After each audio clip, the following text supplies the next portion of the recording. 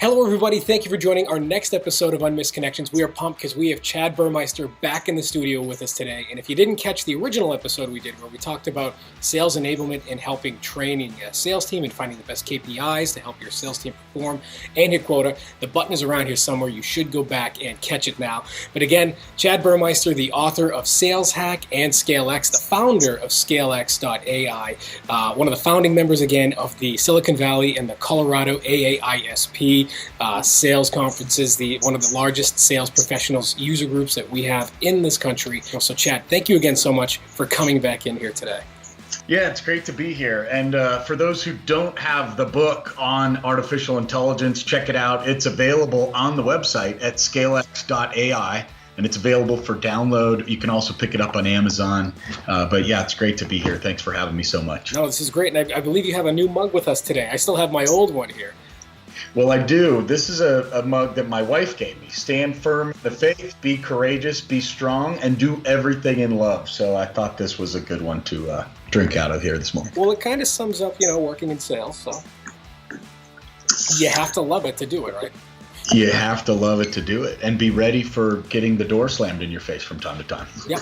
So pretty much just get a helmet. That's right. Wear a helmet. Today we're going to be talking about artificial intelligence and how it's used in the sales process to enable sales teams and to help identify prospects and move prospects along to become customers. And so, Chad, could you give us an example of how AI is being used or how it's powering sales now? Yeah, so we talked about AAISP a minute ago. I recently attended the AAISP in Boston, and my good friend Dave Elkington was there from InsideSales.com, and it was good to see him speaking again. And the way they use AI is different than other companies do. But I'll share the Inside Sales story as I understand it. Right? They came from a basic dialing application, and now they have crowdsourced information about who to contact within a company.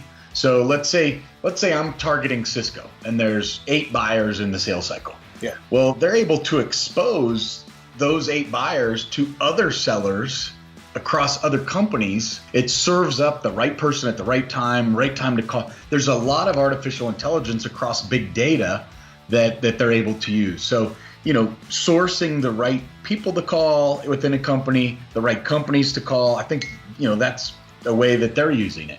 Another company, Aviso, a good friend of mine, Steve D'Angelo, he's the president, and they go in, and if you have 50 or more salespeople, then they'll look at all of your pipeline, and they can tell you within 2%, I think it's 2 to 4%, on day one of a quarter where you're going to finish at the end of the quarter.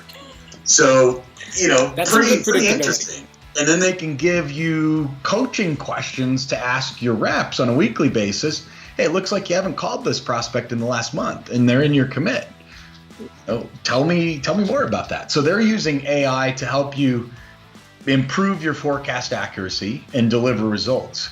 Another form of AI can be used to personalize your emails. So through ScaleX one-click personalization, our platform has sent over 100 million emails in the past 2 to 3 years. Oh, wow. And so the AI piece is through machine learning and big data, the AI will tell you which personalized email is better than the other one. Say we're in the same group, right? We're in the AAISP, and I could say, hey, I see you're in the AAISP, so am I. I was the founding member of the Silicon Valley chapter.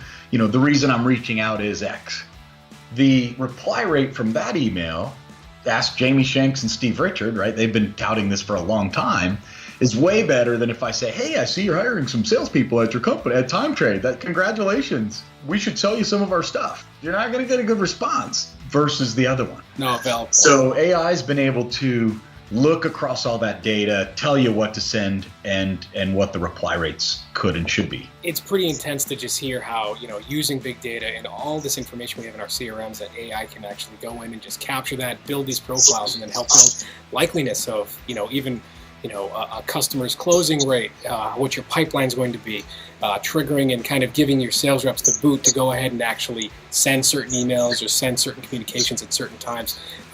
And that's stuff that we're starting to see come out now. What do you see happening in the next 5 to 10 years as the technology is really sort of built out, as infrastructure upgrades to handle all of this big data processing in a real-time format? What do you see in the next decade? Yeah, I mean, 10 years is so far out. I think even in a year or two, a lot of these things are going to take hold. So truthfully, if you look at what used to take 10 years to change the marketplace, because of AI, it's now going to be more like a 1 to 2 year cycle. What used to take 10 years to have all this change. Yeah. I just met with the CEO of this company, Elon. He likes to call it Conversica 2.0. Okay. I call it, hey, there's only 2 players in this space now, and they're the only other ones. Exceed.ai. I think I mentioned that in the former interview. Yes. And they automate the process of having an email go out, and then the customer sends a reply. They have questions that they can answer automatically, and so it's all done by a bot. A lot of people ask me, is my job at risk?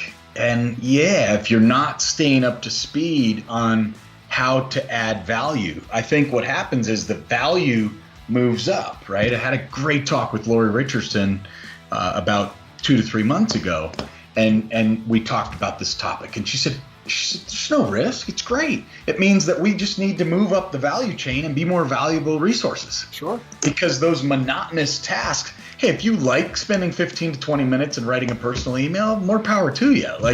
But in my book, that's a pretty low value added task, right? If I can pay somebody $8 an hour to do that, or a bot $0, why would I spend $25 or $30 an hour on a highly paid salesperson to go write that email? Doesn't make sense. I mean, I guess the converse of that, though, again, is where you talk about, what is the quality over quantity at that point?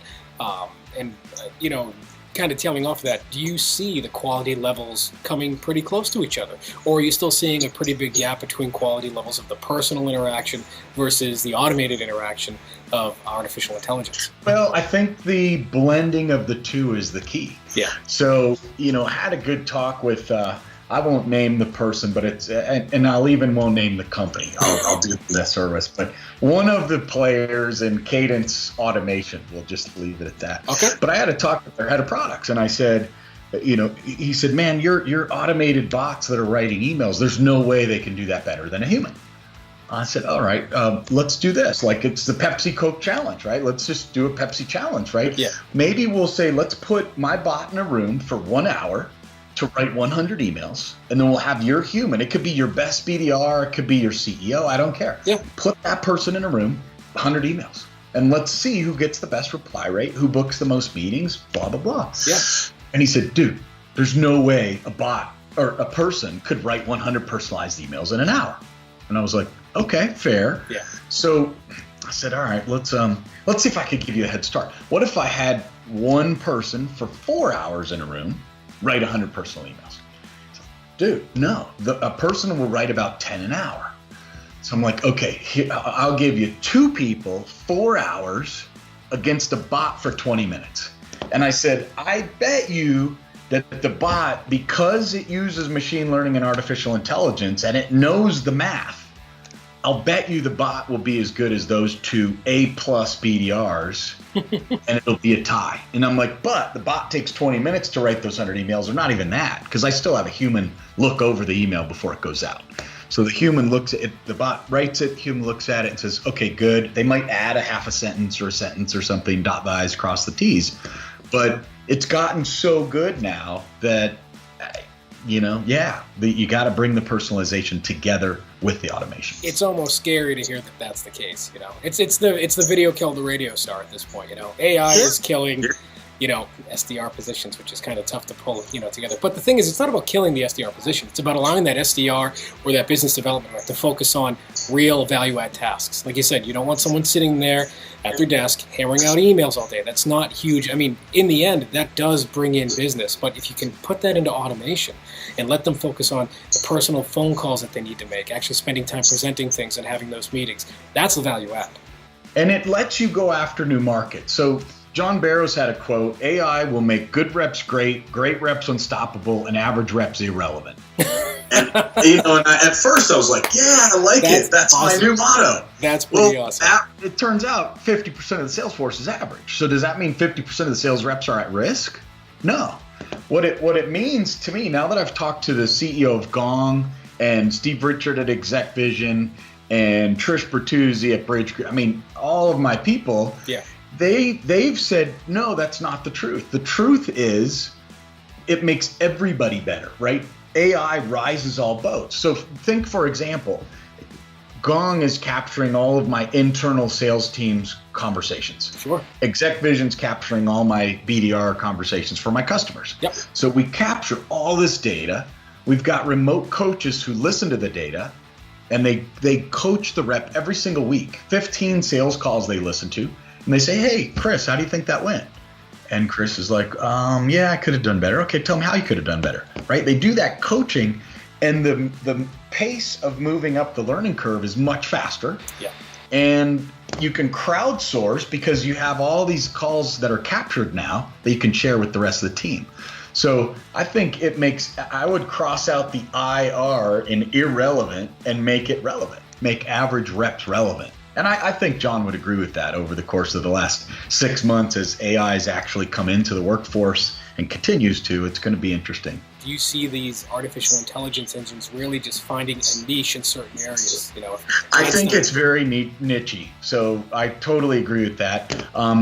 Microsoft won an award at the same conference I won an award at. The Microsoft award was interesting because they're using AI in some of their chat channels and internal communications. IBM, I think, is applying it in so many different ways. Einstein, I'm told there's some massive announcements at Dreamforce in the next couple of weeks. I've heard that too. Will be just amazing. So I'm sure Time Trade has a few tricks up their sleeves as well at Dreamforce. We'll be there. We have a booth out there, so we'll be represented fully at Dreamforce, that's for sure. The last question I really wanted to ask you when it comes to AI and using artificial intelligence with sales is, where do you see the major hurdles are? What are the big barriers that are stopping companies from doing this? Is it money? Is it infrastructure? Is it a fear of technology and change? Where do you see those major hurdles? The biggest fear, I think, whether you're a rep or a manager, is your job. Because, you look at it and you say, well, once I bring that tech in, what happens to the 8 people on my team? Or, hey, I've got plans to become a director and I've got 10 people now and I'm planning to grow to 30. I'm going to hire 2 managers. If I can do that with 10, I don't know if I want to introduce you to my company because it could cause me to not hire the next 20. And, to me, having been on both sides, as a rep, as a manager, as a VP, and now as a CEO, that's short-sighted. You've got to be the innovator, and maybe you don't go all in with AI. Maybe you don't buy every single tool that's out there. But I've seen companies and people who embrace even the basics, right? At least put in Outreach.io and layer in the personalization engine on top of that. Now you're using AI to enhance the process. Maybe 6 months from then, you look at, hey, let's do a trial of the dialing automation component. Let's see what happens if we could actually talk to more of our leads rather than just do emails and leave them a bunch of messages and never talk to anybody, right? You can really stair-step your way into deploying AI. It's not an all or nothing. Which is good. So, that'll at least lower the barrier, people going in technology-wise, and at least cost-wise, if it's not this huge jump into this new technology. Chad, again, thank you so much for coming to the second interview. And if you didn't catch the first interview about sales enablement and building that team, click on the link. It's around here somewhere. And Chad, again, the book ScaleX AI is available on your site, scalex.ai, correct? Yeah, that's right. ScaleX.ai. And what I can tell you is if you fill out the form, you will not be contacted by humans. You'll be contacted by one of these people. So if you want to experience AI firsthand, download the ebook and see what happens and go through the buyer journey, and that'll give you first touch of AI. You'll probably get a phone call at some point, but it'll take a few steps before you get there. I don't know. I saw Will Smith in that movie I, Robot, so I'm a little creeped out, to be honest. But I'll still go download it, and I recommend everyone else does it too. Thank you so much for joining this episode, Chad. Thank you again. Guys, have a fantastic week. All right. I'll be back.